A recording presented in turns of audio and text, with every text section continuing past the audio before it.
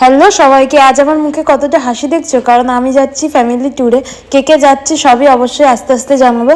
ফার্স্টেই আমি রেডি হয়ে নিচ্ছি, এখানে এখন বাজে সন্ধ্যে 7টা। আমাদের ট্রেন হচ্ছে সকাল 9টায়, এখান থেকে শালিমার অবধি যেতে পারবো না সকালবেলা, তাই এখন যাচ্ছি মামার বাড়ি থেকে কাল সকালে একেবারে শালিমারে যে পৌঁছাবো।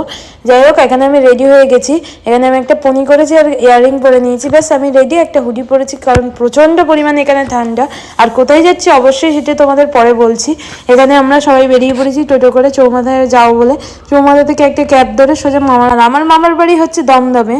দমদম থেকে ভিডিওটা কে কে দেখছো অবশ্যই কমেন্ট করে জানিও। আর এখানে মামার বাড়ি এসে ফ্রেশ ট্রেশ হয়ে তোমাদেরকে দেখালাম। রাত এখন বাজে 1টা, আমরা কেউ ঘুমাইনি, সারা রাত বাইরে ঘুরেফিরে করছি। আর এই হলো আমার মামার 2 মেয়ে, মিঠাই আর পিউ।